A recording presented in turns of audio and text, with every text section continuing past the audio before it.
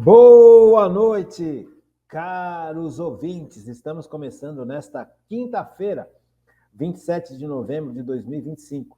Em nome do Pai, do Filho e do Espírito Santo, o programa Kairos Tempo de Graça, de número 976. Eu sou Paulo Miziara e ficaremos juntos até as 9h30 da noite nos 1.600 kHz AM da Rádio 9 de Julho. Nos trabalhos técnicos, Michel Silva, olha ele aí, grande Michel. E é isso aí, estamos começando, graças a Deus. Quero agradecer demais à Paróquia Nossa Senhora do Brasil por manter esse nosso programa no ar e quero agradecer a você de forma muito especial que está sempre conosco aqui. Deixa eu ler as mensagens que o Michel me mandou do dia, deixa eu ver aqui, dia 13/11. Selma Caires Neves. Boa noite, doutor Paulo. Muito obrigado. Selma, um grande abraço para você e para a sua família inteira aí. GM Hansen Procópio. Bom dia, doutor Antônio Paulo Marão Miziara. Um grande abraço, paz e bem. Muito obrigado. Zé Roosevelt Matos. Boa noite, doutor Antônio Miziara. Paz e bem. Muito obrigado, Zé. Um grande abraço. Angelina Lima. Boa noite, doutor Paulo. Para mim, sim. Ela concorda que é necessário aumentar o resumo, como nós já estamos fazendo. Muito obrigado. Obrigado pela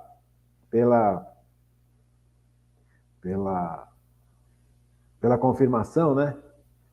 GM, Angelina, Fátima Cardoso, um grande abraço. Marlene dos Reis, muito obrigado. Então é isso, gente. Esse é o povo que está conosco, e é o povo que participa com a gente, e eu fico muito feliz de ter todos vocês comigo aqui nessa nossa formação, nesse nosso estudo, porque é assim que a gente vai crescendo, né? É assim que a gente vai formando uma pequena comunidade e é assim que a gente vai trabalhando os temas que são importantes, que a igreja nos revela e que estão guardados na igreja. Então, dentro da dignidade do ser humano, eu quero ver hoje o quarto passo dos 8, né? São 8 passos que o catecismo nos ensina que garantem a dignidade do ser humano. O quarto item que garante a dignidade do ser humano é a moralidade dos atos humanos. Na aula passada, nós vimos a importância da liberdade, de nós escolhermos e tomarmos decisões a partir das nossas escolhas. O que caracteriza o ser humano é a capacidade de escolher. Então, que a gente possa escolher bem. E como é que a gente faz para escolher bem? A gente escolhe bem de acordo com os parâmetros de Deus, não de acordo com os parâmetros das paixões humanas, não de acordo com o comodismo, com o egoísmo, não de acordo com a mídia, não de acordo com o mundo e muito menos de acordo com o demônio. Então, quais são os parâmetros que fazem com que a gente escolha, que as nossas escolhas sejam bem feitas? Estarmos na presença de Deus. Então, isso é muito importante. E esse quarto item vai falar sobre justamente isso, a moralidade dos atos humanos. O número 1749 do Catecismo da Igreja Católica diz assim: a liberdade faz do homem um sujeito moral. Olha que coisa, olha que frase interessante. A liberdade nós vimos na aula passada. A liberdade faz do homem um sujeito moral. Então veja, as escolhas que nós fazemos têm implicações. O estudo dessas implicações, os parâmetros para essas implicações, é o que nós conhecemos como moral. Então, eu vou escolher, eu posso escolher matar ou não matar. O que me impede? É o que é bom e o que é mal. Veja, matar não é um ato bom, não é um ato moral.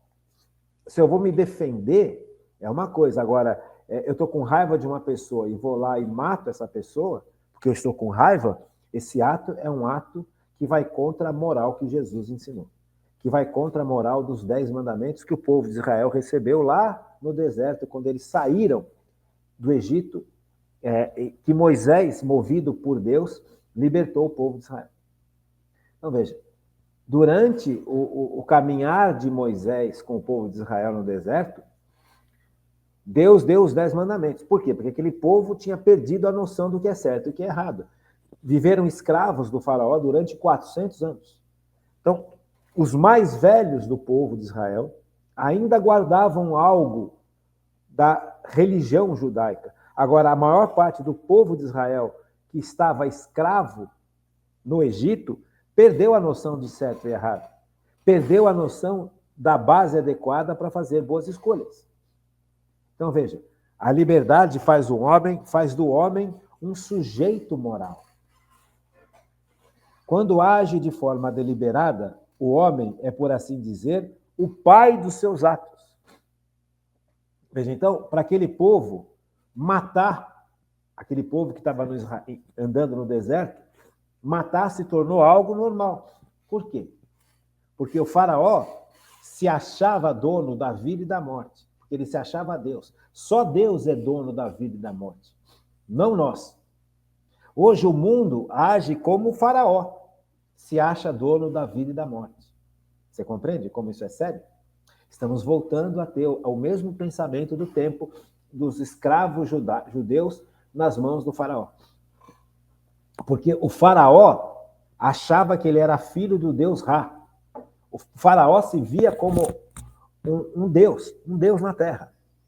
Então o faraó achava que ele tinha o direito de definir o que os escravos teriam que fazer, o que os escravos comeriam, como que os escravos trabalhariam, quem iria viver, quem iria morrer. Veja, então isso é um ato de Deus. Só que o faraó não é Deus. Então esse foi um dos grandes sinais da presença do Deus verdadeiro quando Israel conseguiu vencer o faraó.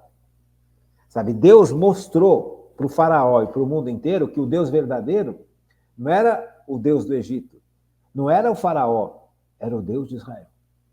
Então, a grande vitória que o Êxodo nos mostra, o livro do Êxodo nos mostra, é a vitória do Deus verdadeiro contra os falsos deuses. Então, o falso Deus, ele se põe no lugar de Deus, ele define quem vive e quem morre. Hoje acontece a mesma coisa. Mas como que acontece a mesma coisa, Paulo? Veja, quando uma mulher faz um aborto, quem que está definindo quem vive e quem morre? É Deus ou é o ser humano? Percebe? Quantos abortos são causados hoje? Então, o aborto ele é um ato abominável e um ato de orgulho. Quem define quem pode viver é quem já está vivo. Então, se uma criança está dentro do ventre de uma mãe e essa criança não for querida, essa criança acaba sendo eliminada, matada, morta. Desculpa, matada, mas é para ficar bem claro. Eu sei que está errado, mas é só para ficar bem claro na cabeça da gente. Acaba morta, porque alguém definiu que essa criança não é bem-vinda. Então, esse alguém se acha no direito de matar essa criança. Tanto o Estado que promove o aborto, quanto a mãe e o pai que querem e buscam o aborto, quanto toda a estrutura que permite que esse aborto aconteça. E toda a mídia que fortalece esse conceito. E todas as empresas que ganham dinheiro com esse aborto, porque eles pegam os restos desses fetos, que são seres humanos, e usam na indústria. Veja, então, será que nós estamos tão diferentes assim? Veja como é a importância dos atos morais. Veja como é importante saber o que é certo e o que é errado. Então, a decisão foi dada, já tomou. Então, veja, a liberdade faz do homem um sujeito moral. Quando age de forma deliberada, o homem é, por assim dizer, pai dos seus atos. Os atos humanos, isto é, livremente escolhidos após um juízo da consciência, são qualificados moralmente. São bons ou maus. Veja, então, não tem como. A nossa liberdade, ela precisa de parâmetros. E esses parâmetros, eles devem vir de Deus. Não devem vir do homem, porque os parâmetros que vêm do homem são parâmetros que são frágeis. Veja, não é porque está na lei que é moral, que é certo ou que é errado, que é certo e que é bom. Veja, tem estados, tem países que aprovam o aborto. O aborto é terrivelmente mau, mas está na lei. Então, hoje em dia, existe uma mentalidade de que está na lei, então está tudo certo. Não, não é assim. Não é porque está na lei de um país ou de uma nação que aquilo é bom, que aquilo é moralmente bom ou moralmente mal. Aquilo pode ser moralmente mal, sim. O aborto não é mal, o aborto é muito mal. O aborto é abominável, mas o aborto faz parte de leis de muitos países. Então as pessoas falam, bom, está na lei, então está certo, então não estou fazendo coisa errada, está fazendo coisa extremamente errada que clama aos céus. Veja, então a moral, ela deve basear as leis. A moral deve basear a forma da vida da gente, só que isso não acontece mais. Houve uma revolução no mundo que arrancou do coração da humanidade os parâmetros de Deus para definir o que é bom e o que não é bom. E no lugar dos parâmetros de Deus, colocou outras coisas, a vontade dos homens. Mas o problema é que quando cai a vontade dos homens, a vontade dos homens passa a ser o parâmetro, a vontade do mais violento ou do mais opressivo é o que prevalece. Percebe? E aí não é bom, aí é muito mal, mesmo estando na lei. Então, veja, antigamente as leis eram baseadas nos 10 mandamentos, hoje não são mais. Então, nós estamos vivendo um tempo, por isso que estamos vivendo um tempo muito difícil. Hoje, o que baseia as leis é o que um grupo de pessoas define o que é bom e o que é mal. Não mais o que Deus define, o que Deus definiu e deixou guardado para nós. Não mais o que a igreja ensina. Isso é muito sério. Isso é extremamente sério. Por isso que nós precisamos entender. Por isso que a gente precisa estudar. Porque a gente não pode continuar vivendo num mundo onde o parâmetro deixou de ser divino e passou a ser o que um grupo de pessoas quer. O que o grupo de pessoas quer hoje pode ser diferente do que o grupo de pessoas queiram amanhã. Se um grupo de pessoas quer que o aborto seja aprovado, então o aborto está aprovado. Só que o aborto é mau, é péssimo, é terrível. Mas um grupo de pessoas quer. Ou seja, o parâmetro deixou de ser a moralidade cristã, os 10 mandamentos, as bem-aventuranças. Passou a ser o que um grupo de pessoas define como certo e errado, independente e de costas para Deus. Então, veja como é sério, como são sérios esses temas. Como é importante a gente rever esses pontos. Como é importante a gente entender a gravidade dos tempos que a gente vive. Você compreende? Porque isso vai sendo... Como é que houve essa revolução? Foi imediata? Vieram com uma arma e impuseram na cabeça de todo mundo? Falaram, de agora em diante você esquece o cristianismo e começa a aderir a essa forma de pensar? Não. Foi feito aos poucos. Foi vindo aos poucos. De pouquinho em pouquinho eles foram quebrando todos os 10 mandamentos no coração da humanidade. Então, amar a Deus sobre todas as coisas, o primeiro mandamento, deixou de ser importante, a vida deixou de ser importante, o sexo deixou de ter a sua pureza, a violência. Você percebe? Cada um dos mandamentos, o não roubar, por exemplo. Hoje nós vivemos num mundo onde o mais poderoso faz o que quer. Rouba, corrompe, muda as leis, transforma, refaz. Por quê? Porque o parâmetro que dignificava a moralidade, que mostrava que aquilo era bom, e o que é bom deve ser vivido, e o que é mal deve ser evitado, foi tirado. Importante, né? Então, por isso que eles querem calar a Igreja Católica. Por isso que a Igreja Católica é tão perseguida. Porque a Igreja Católica continua ensinando o que, desde quando ela foi instituída por Jesus. A mesma coisa. Veja, Roma, o Império de Roma, lá embaixo, lá atrás, odiou a igreja, porque o Império de Roma vivia da violência, da opressão, vivia da corrupção, vivia da impureza. Então, o catolicismo foi contra tudo isso, há 2000 anos atrás. Então, Roma tentou acabar com o catolicismo como? Matando os católicos. E desde então, o catolicismo continua se levantando contra tudo que é imoral. Tudo que não está dentro do conceito dos 10 mandamentos e das bem-aventuranças. Por isso que é extremamente perseguido. Por isso que as pessoas que querem viver e que montaram um sistema de mundo baseado no oposto do que a igreja ensina, essas pessoas que montaram esse sistema de mundo estão ganhando muito dinheiro, estão tendo muito poder, estão sempre os mesmos no poder. Nunca saem do poder. O grupo deles nunca sai do poder. Muda a figura, mas o grupo continua. Tanto é que eles querem instituir um governo mundial. E eles estão fazendo tudo para construir um governo mundial onde uma determinada pessoa vai mandar em todo mundo. E essa pessoa, com certeza, faz parte desses grupos. Percebe? Então, essa estrutura que parece uma coisa muito distante, não está tão distante assim, de um governo único e mundial. Percebe? É a mesma coisa que fez Roma. Roma era um governo único e mundial, porque Roma, pela violência, tomou conta de todos os países. Agora, esse novo império anticristão que está sendo formado, de costas para a moral, é um império que não está impondo o seu poder pela guerra, está impondo o seu poder pela cultura.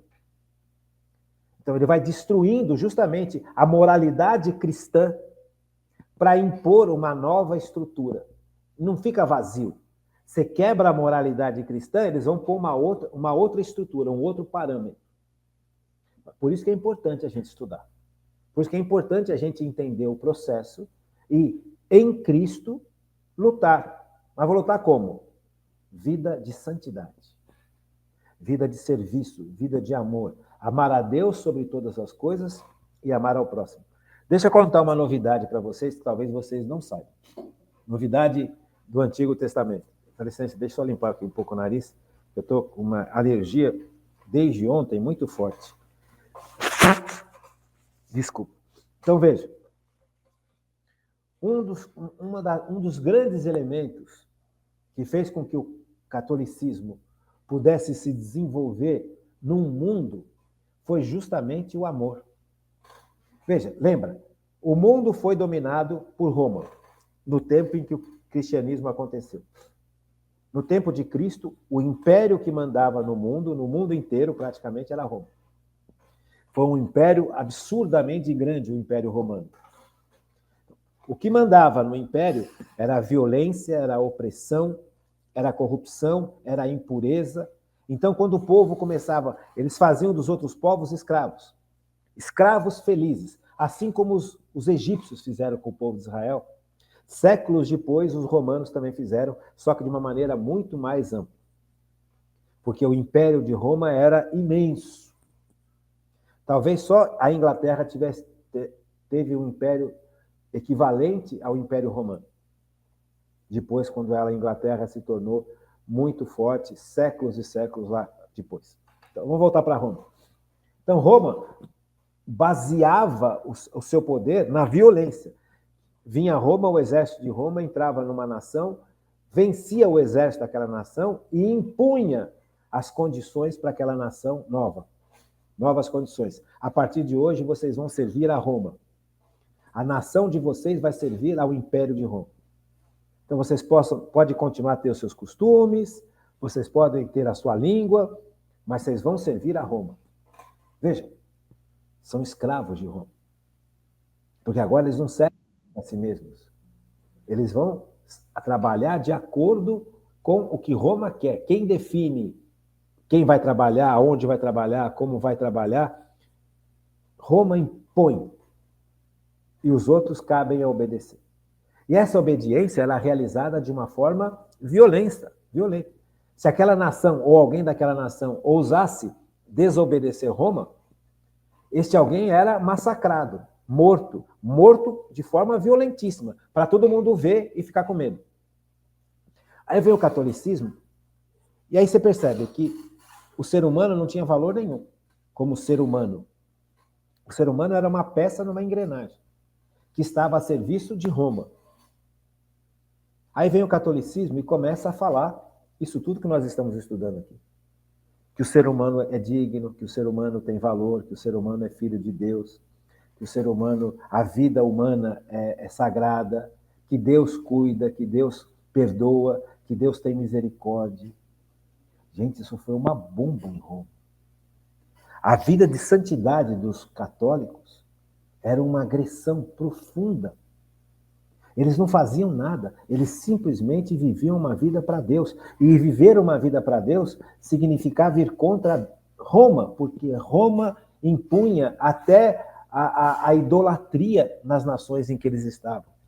As pessoas tinham que idolatrar o imperador de Roma.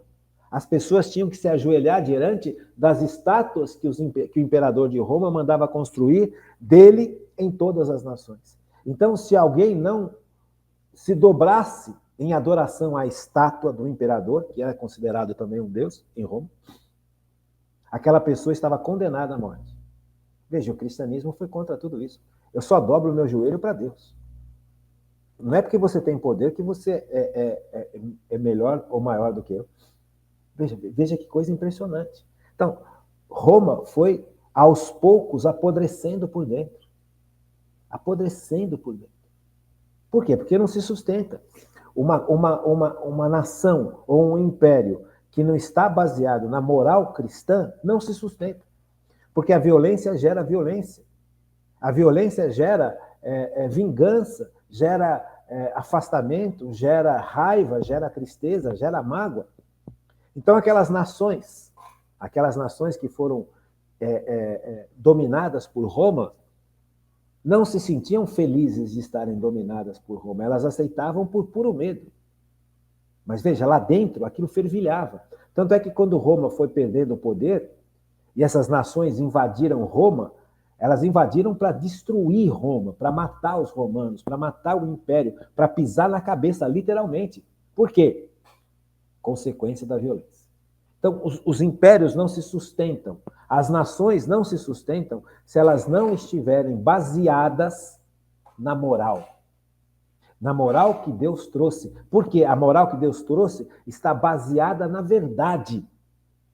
O que é bom sempre.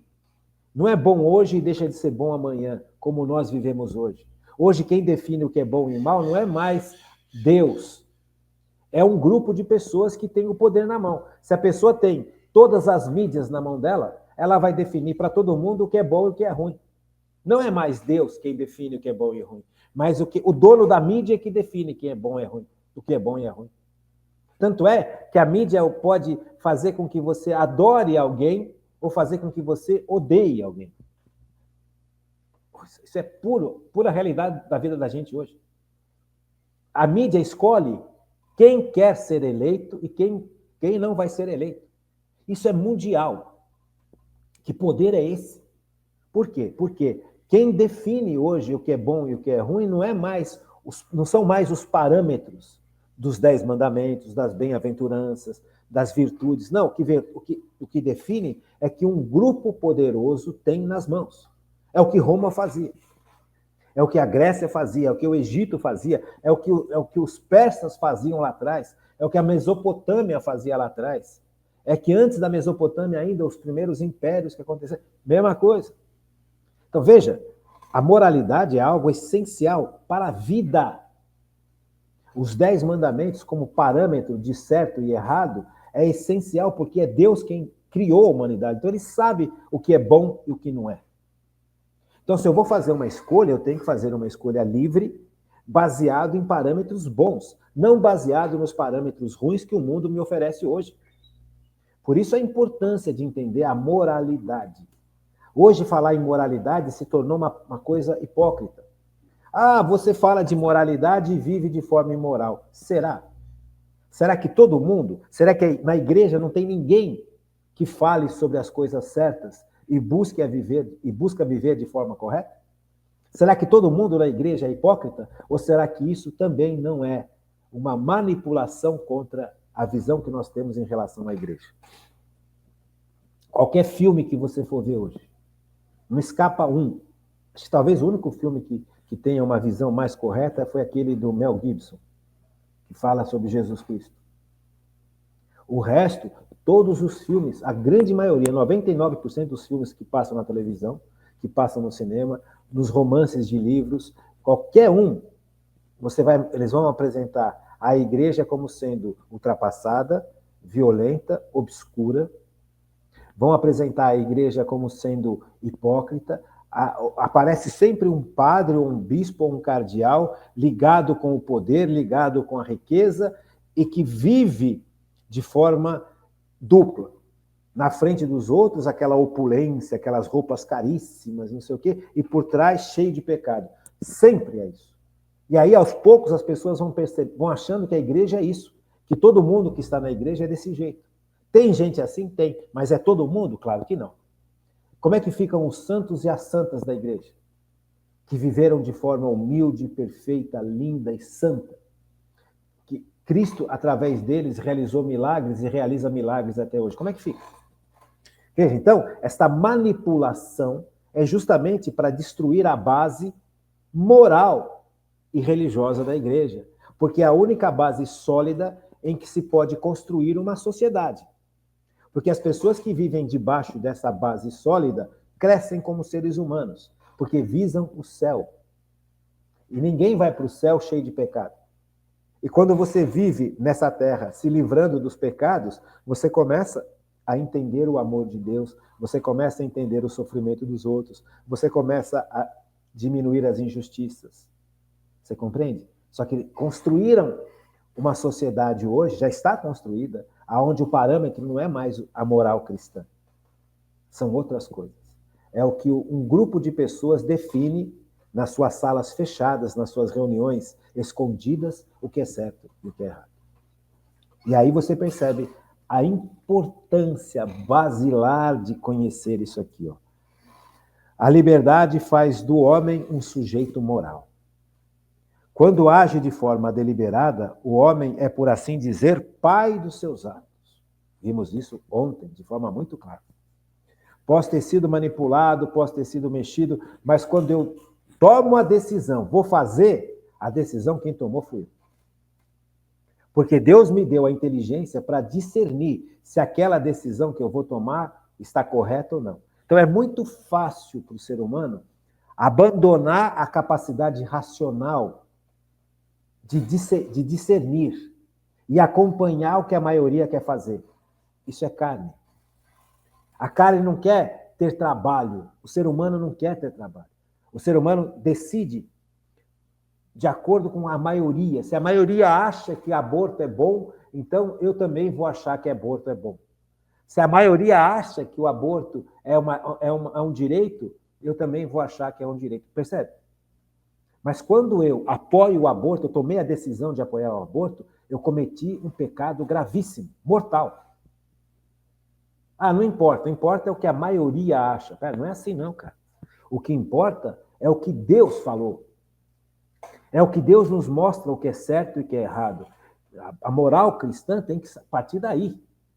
Não pode partir do que eu acho, eu penso. Hoje mudou, hoje nós vivemos num tempo moderno e tem que esquecer tudo o que a igreja falou ou reescrever tudo o que a igreja ensinou. Mentira.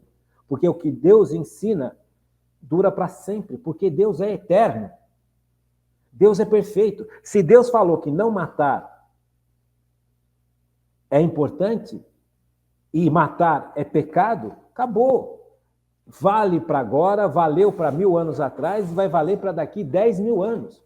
Se Deus falou que a castidade na sexualidade é importante, vale para antigamente, vale para agora e vai valer para daqui 1000 anos, 10.000 anos. Porque foi Deus quem falou e Deus criou a humanidade, então ele sabe como a gente funciona, ele sabe o que é bom e o que não é. Então ele revela para a gente através dos mandamentos e ele revela para a gente através da nossa consciência, que cada vez que está iluminada pela ação do Espírito Santo é mais aguda. Dentro da gente está escrito os 10 mandamentos, estão escritos os 10 mandamentos. Não está escrito só na pedra, está escrito dentro da gente. Então, ninguém gosta de ser roubado, ninguém gosta de ser humilhado, ninguém gosta de ser enganado, ninguém gosta de ser traído. Isso é comum à humanidade inteira. Por quê? Porque está dentro da gente. Então não adianta falar, olha, adultério é liberdade, é você fazer o que você quer com a sua sexualidade. E a consequência disso? Ou um homem que foi traído pela sua esposa, que encontrou a sua esposa adulterando com outro homem, ou com outros homens, ou com coisas piores ainda, o que essa gente sente? O que esse homem sente? O que os filhos desse casal sentem? O que os netos desse casal sentem? O que os parentes que estão diretamente envolvidos com isso sentem? A outra família também, como é que fica? Veja, então essas consequências, elas são reais. Elas são brutais, elas são terríveis. Então não adianta vir com uma narrativa de não, o adultério é você usar a sua liberdade, você faz o que você quiser. Isto não é liberdade, isso é libertinagem.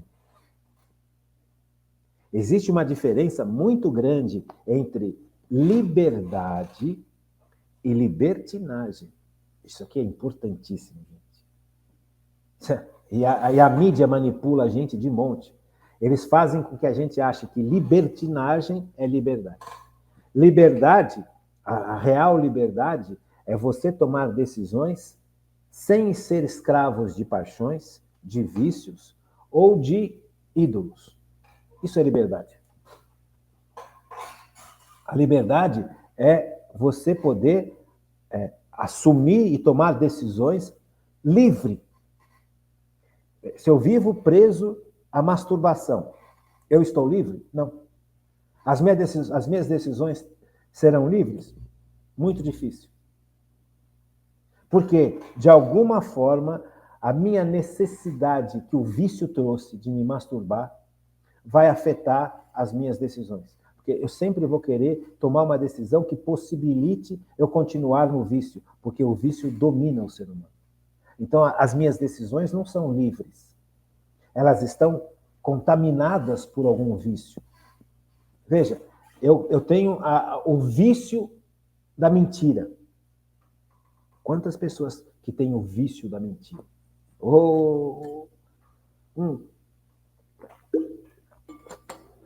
Mente tanto que não sente. Diz um refrão de uma música. Mente tanto que não sente. E é real. Veja, é vício. Então, é uma pessoa que vive na mentira, que vive com a mentira, na mentira e com a mentira e pela mentira. As decisões que essa pessoa vai tomar na vida são decisões realmente absolutamente livres? Claro que não. Não afeta tanto. Afeta e afeta muito. Muito. Porque a mentira impede um monte de realidades acontecerem. Como é que eu vou confiar numa pessoa que mente? Como é? Me fala, me explica. Como é que eu posso construir uma relação de amizade, de trabalho, de serviço, de qualquer tipo de relação natural do ser humano com uma pessoa que vive na mentira? Essa relação, o trabalho não vai acontecer direito, porque a pessoa errou e vai falar, não errei, não fui eu que fiz, foi o outro. É culpa do outro, é sempre culpa do outro. A mentira é terrível. A mentira acaba com a relação humana. A mentira acaba com as relações humanas. Como é que você vai construir um casamento com uma pessoa que mente? Tanto é que uma das verificações que a igreja faz se um casamento foi válido, aconteceu perante Deus, é justamente se ele foi construído em cima da verdade. Se durante o namoro eu fingi ser uma pessoa que eu não era, e depois, no casamento, eu revelo ser a pessoa que eu era, e que aquilo era uma mentira, o meu tempo de namoro inteiro foi uma mentira, ou seja, a escolha está contaminada. Então, aquele casamento não aconteceu perante Deus. E a igreja declara, esse casamento é nulo, ou seja, esse casamento não existiu perante Deus. Porque quando o casamento realmente acontece, ele não pode ser separado. O que Deus uniu, o homem não pode separar. Mas se não aconteceu a união perante Deus, a igreja fala esse casamento, a igreja declara que foi nulo, não foi anulado, ele foi nulo, ele não aconteceu, porque ele se baseia na verdade. Se eu finjo ser honesto, o namoro inteiro, e quando eu me caso, eu me revelo completamente desonesto, esse casamento perante Deus não aconteceu, porque eu enganei minha esposa, aquela que seria minha esposa. Eu enganei minha namorada. Então, a minha namorada confiou naquilo que eu apresentava para ela e quis construir comigo uma vida em comum. Quando ela descobre realmente o que era a vida em comum, ela percebe que aquela honestidade que eu fingia ter, não tenho. Então, ela se decepciona claramente e roe a relação, arrebenta. Por quê? Porque foi baseado na mentira. Então, se a igreja analisa cada casamento desse, e fala, não, esse casamento perante Deus não aconteceu. Então, a verdade, ela é essencial. Então, hoje, Nós precisamos entender o sentido da importância da moralidade. Né? Não é, veja como não é fácil, como não é brincadeira. As fontes da moralidade. A moralidade dos atos humanos, isso aqui é 1750 do Catecismo da Igreja Católica. A moralidade dos atos humanos depende do objeto escolhido, do fim visado ou da intenção, ou das circunstâncias da ação. Veja, a moralidade dos atos humanos depende do objeto, do fim ou intenção e das circunstâncias da ação. O objeto. O objeto pode ser algo bom ou algo mau. Né? Qual que é o objeto da minha ação? Eu quero ser rico. Não é bom nem mal. É um objeto a atingir. Agora, eu quero ser rico para vencer as pessoas que me desprezaram. Esse objeto está correto? Porque a intenção não está boa. A intenção de ser rico não é para ajudar minha família, não é para ajudar a igreja, não é para ajudar os outros, não é para construir na sociedade uma sociedade mais justa. Não, é vingança. Veja, a intenção aqui, ela está contaminada. Então, o ato, essa escolha não é uma escolha que está sendo baseada na verdade, na moral, no bem. Está sendo baseado num pecado. Vingança, ódio, ira. Percebe? A escolha é péssima. Se eu fiz essa escolha baseado na ira. Agora, se eu fiz essa escolha baseado no bem comum, ela já passa a ter uma moralidade boa. A mesma escolha. Interessante, né? Então, veja, isso é importante a gente entender. As escolhas, qual que é a intenção, percebe? O que está por trás daquilo que eu estou escolhendo? Eu escolho adulterar a minha mulher, aí já é mal, na escolha. O ato em si, ele já é um ato pecaminoso. Então, aqui, o ato, a escolha, o objeto, já é um objeto nefasto. A intenção, por sinal, também é nefasta. Eu quero ficar rico. O quero ficar rico não é bom nem mal. É uma escolha que todos nós podemos vir a fazer um dia. Agora, o que move a minha escolha? É ajudar a minha família que sofre, ajudar todo mundo, ajudar a minha comunidade, ajudar a igreja, sabe? Porque eu percebo que eu tenho capacidade de ganhar um pouco mais de dinheiro, mas essa capacidade, ela não vai ser usada só para eu guardar o dinheiro, ou para me sentir feliz, ou para me sentir realizado. Não, é para o bem comum. Isso é uma escolha fantástica. Escolha linda. O objeto é bom nesse sentido por causa da intenção. Agora, esse objeto que é indiferente, ele passa a ser mal se eu quiser me vingar dos outros. Percebe? Agora, escolher o pecado como objeto já é mal, na sua escolha. Ah, eu vi aquela moça bonita no escritório e quero ela para mim. Mas você é casado. Não importa. Eu quero ela para mim. Veja, o objeto da sua escolha já é pecado e grave. E não importa que intenção. Porque a intenção também, aqui nesse caso, é terrível. A intenção é possuir sexualmente aquela mulher e depois desprezá-la. E mesmo que eu não a desprezasse, eu não poderia possuí-la porque eu e a minha mulher fazemos já um corpo, já somos um só corpo, já estamos casados. O que o Deus uniu, o homem não separe. Percebe? Então, veja, a moralidade, ela não é tão simples assim, né? Tem coisas que a gente precisa analisar. Veja, as circunstâncias das ações.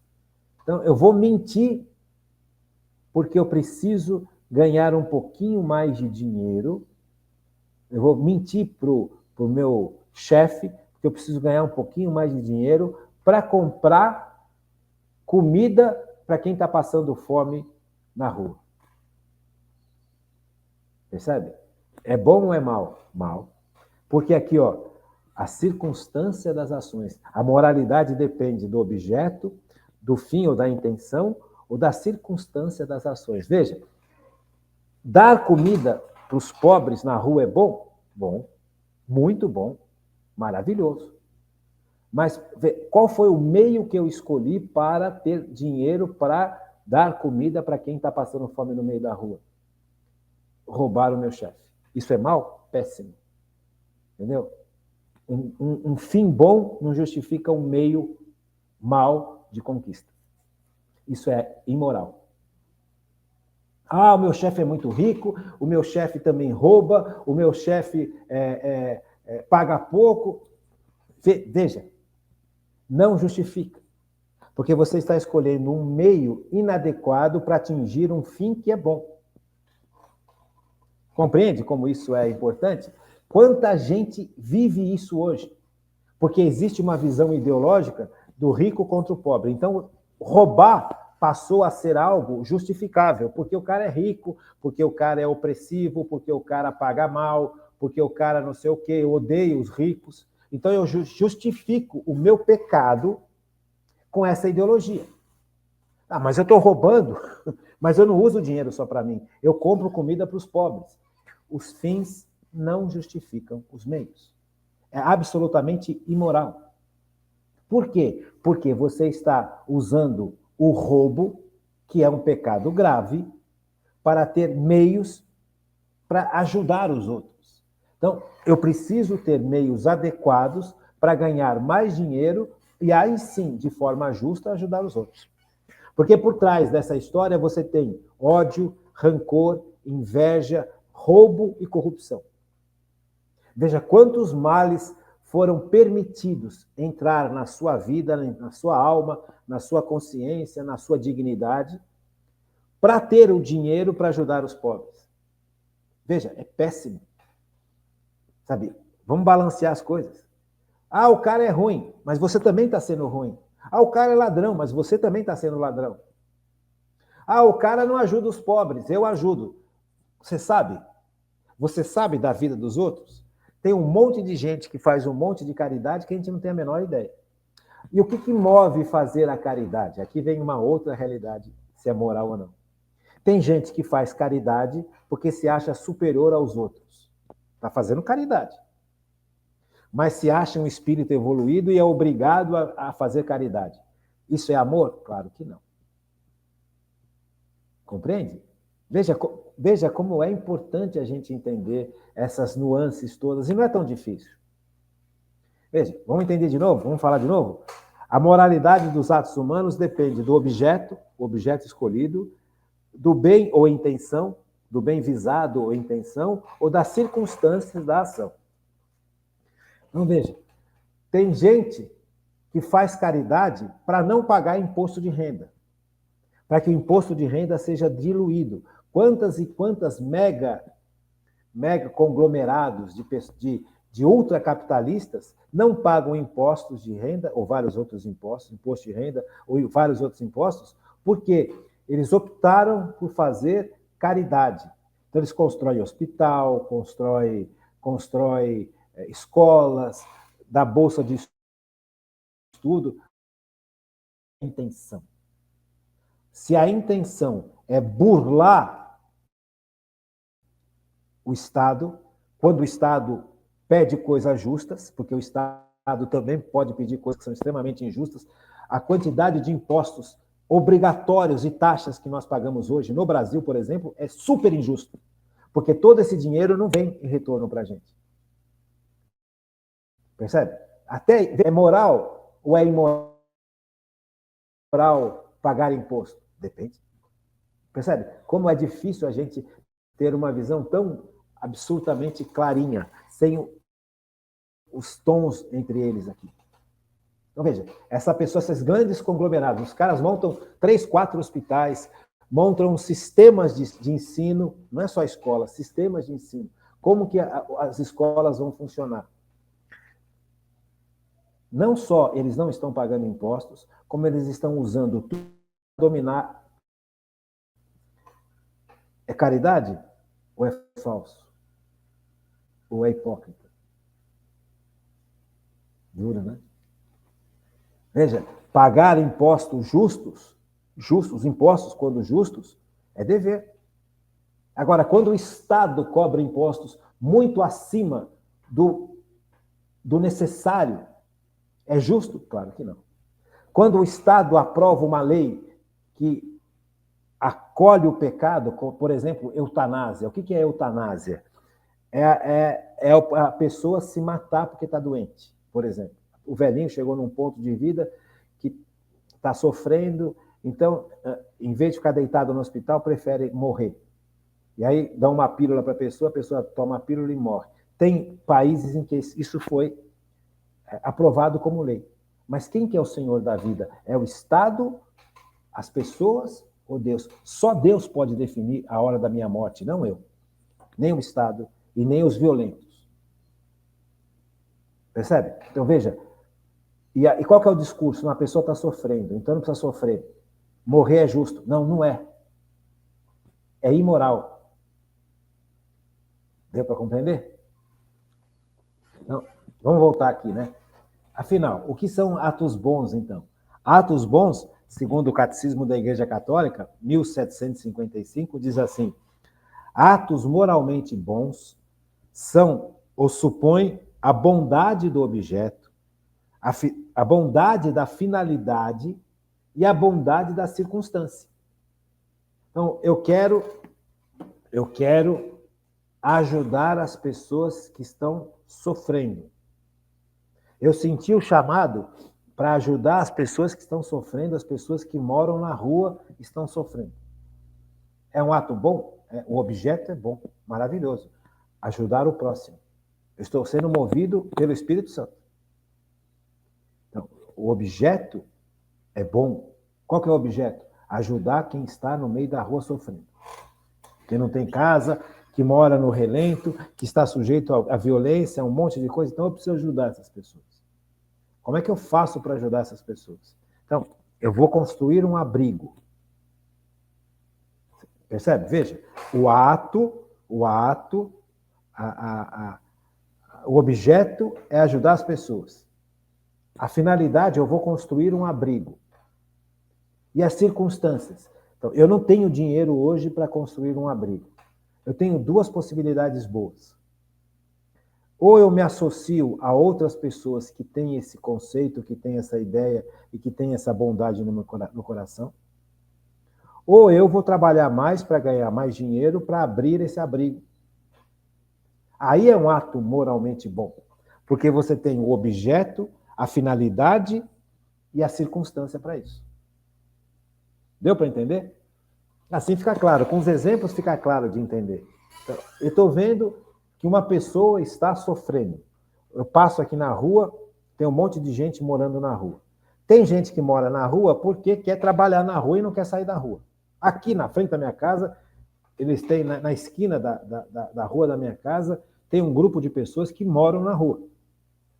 Pergunta se eles querem sair da rua. Não querem sair de jeito nenhum, porque este ponto onde eles estão é um ponto que pode vender, eles vendem coisa pra caramba nos cruzamentos, que é uma avenida grande, importante, e o sinal para, então eles vão lá e vendem rosa, vendem fruta, vendem paninho, vendem um monte de coisa. Então é um ponto bom para eles, para ganhar dinheiro. Essas pessoas querem sair da rua, nem morrem. Se alguém chega aqui perto, para entrar nesse ponto, eles batem nessas pessoas.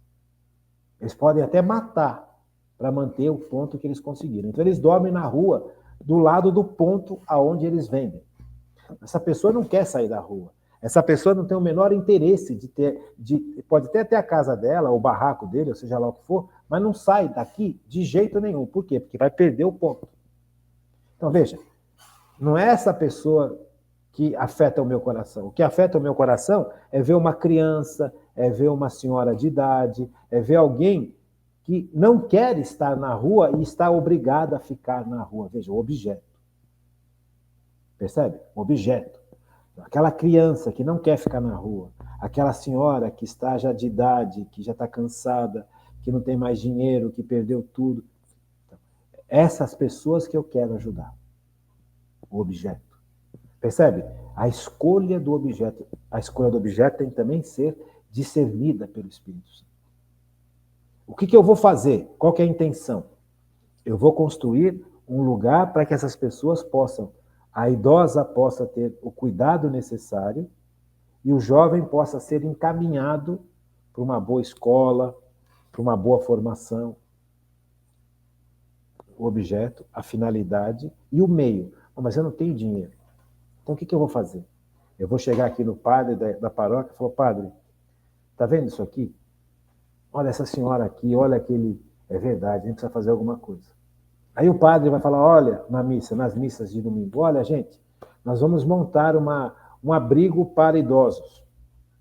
O abrigo vai acolher idosos que realmente não querem estar na rua e que não têm outra opção.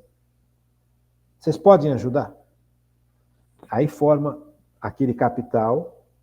Agora vamos alugar um lugar, ou vamos comprar um lugar, ou alguém vai doar um lugar para a gente. Veja, os meios vão acontecendo na medida. E aí você percebe a providência de Deus também. Nessa hora que você enxerga se aquela tua intenção realmente é a intenção de Deus. Quando as portas se abrem. Outro sinal interessante. A Paróquia Nossa Senhora do Brasil, ela ajuda muitas outras paróquias. Ela pega, por exemplo, ela reconstruiu a paróquia de São Vito, lá no centro de São Paulo. Lá onde tem as festas italianas. Uma das festas italianas é lá na paróquia de São Vito. O prédio da paróquia de São Vito estava caindo aos pedaços. A Paróquia Nossa Senhora do Brasil assumiu aquele prédio, reformou aquele prédio e reconstruiu a comunidade lá. Então, hoje, você vai naquele prédio da São Vito, ele está maravilhoso, bem cuidado, tem gente que faz comida, tem gente que atende as crianças, aquilo está lindo. Mas como é que aconteceu? Aconteceu porque muita gente ajudou. Porque a intenção era boa, a intenção veio de Deus. Então, Deus abre as comportas. Esse é um bom sinal para a gente saber se a intenção que a gente tem para obter os meios é uma intenção santa. É uma intenção digna, é uma intenção moral. A São Vito está de pé hoje, gente. Você tem lugar até para atender dente. Tem até um gabinete odontológico lá, um consultório odontológico. Não sei se atende tudo, mas as emergências eles atendem.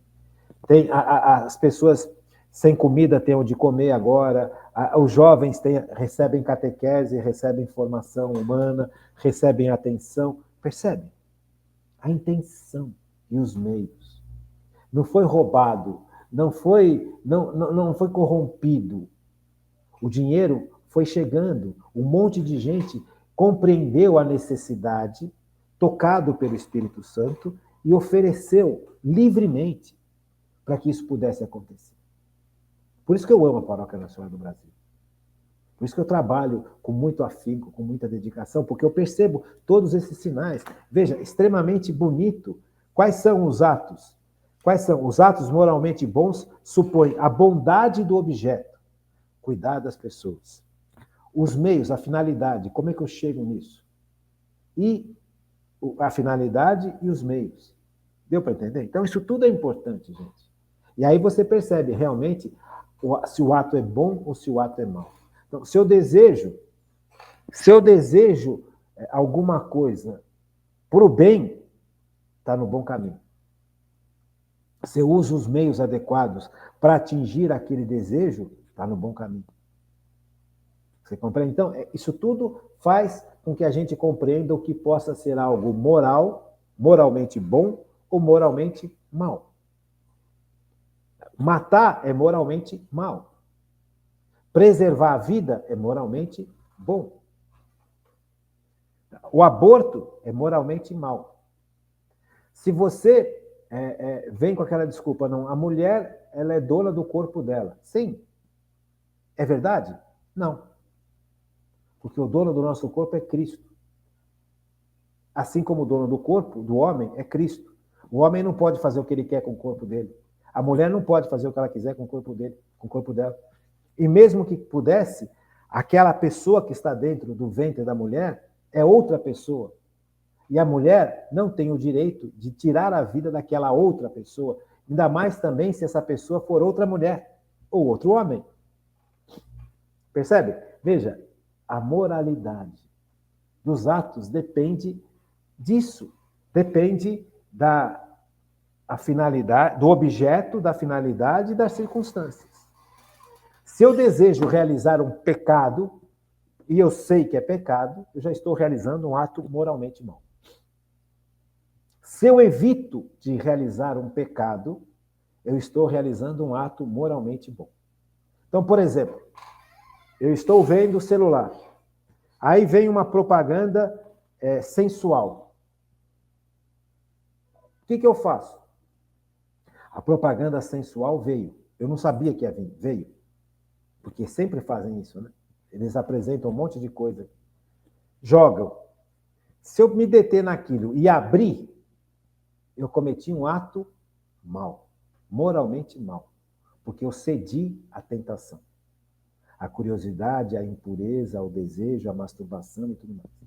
Se eu vi aquilo e cancelei aquilo, ou passei, ou não abri, e não fiquei pensando, eu realizei um ato moralmente bom. Entendeu? Então, veja, quantas coisas interessantes que a gente vai aprendendo e que, veja, e aí você percebe como é necessário a gente estudar. Por isso que eu falei, as bem-aventuranças e os mandamentos, eles precisam ser muito bem entendidos. E isso é bonito nesse resumo, porque a gente está dando dados para a gente compreender a importância de saber bem essas coisas. Então, não é uma coisa jogada, uma coisa imposta, uma coisa que foi... Não, você vai percebendo que tem uma lógica linda por trás. Você vai percebendo que tem um sentido muito mais profundo, que muitas vezes a gente não enxerga. Você vai percebendo que Deus age na humanidade há 2000 anos, pelo menos na Igreja Católica. E tudo que ficou guardado na Igreja Católica tem sentido, e sentido maravilhoso para o bem da humanidade. É lindo a gente estudar isso. Por isso que vale a pena fazer esses resumos e vale a pena a gente se dedicar. Então, o que mais? O que mais que a gente pode falar sobre isso? Existem comportamentos concretos cuja escolha é 1761. Existem comportamentos concretos cuja escolha é sempre errônea, porque escolhê-los significa uma desordem da vontade, isto é, um mal moral. Não é permitido fazer o mal para que daí resulte um bem. Então, por exemplo, eu sei que falar mal de alguém é fofoca e é pecado. Eu estou destruindo aquela pessoa. Eu estou matando aquela pessoa. Quando eu quero falar mal de alguém para ser aceito numa turma, e esta turma tem uma resistência com aquela pessoa, e eu sei que falando mal daquela pessoa, esta turma vai me aceitar mais facilmente, e eu falo mal dessa pessoa. Percebe? Está sempre errado. E quantas vezes nós fazemos isso? Ou quantas e quantas vezes nós já fizemos isso? Veja, principalmente quando jovens. Você está lá na classe, na sua classe. Aí tem um menino que é gordinho. E todo mundo está tirando sarro do menino que é gordinho. As meninas riem do gordinho, os meninos falam que ele não sabe nada, que ele não consegue jogar bola, que ele não consegue... Vai pro gol e todo mundo ri. E ri do sofrimento do gordinho. Ah, é gordo porque come muito, é não sei o quê. E eu que quero estar naquele grupo, ser aceito por aquele grupo, até então eu não mexia com o gordinho. Mas eu passei a mexer com o gordinho para me sentir aceito por todas aquelas pessoas que estavam humilhando o gordinho. É um ato bom ou é um ato mau? Aparentemente, muito mau. E quantas vezes nós fizemos isso? Ou quantas vezes nós fomos alvo disso? O gordinho era a gente. O magrinho era a gente. O cheio de espinha era a gente. A feinha era a gente. Veja como é importante. Veja como é necessário compreender a raiz dos nossos problemas. Só que a gente nunca para pensar que aquele gordinho, aquela cheia de espinha, aquela altinha, aquela desengonçada, aquele magrelo, vão continuar vivendo.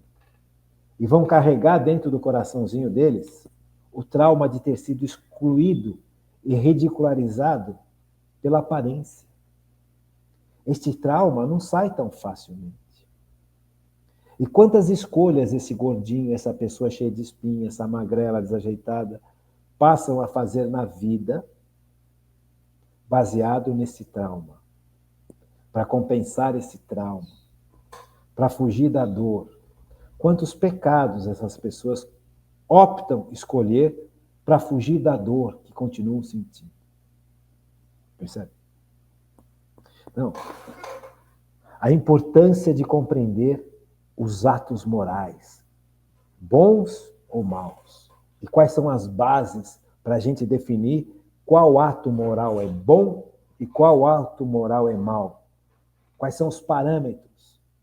Cristo, as bem-aventuranças, as virtudes humanas e as virtudes teologais, os 10 mandamentos. Porque isso tudo vai influenciar tanto no objeto das nossas escolhas, na intenção das nossas escolhas e nos meios que nós usamos para pôr as escolhas que nós fizemos para adiante. Então, todos os atos nossos são morais. Ou são moralmente bons, ou são moralmente maus. Percebe?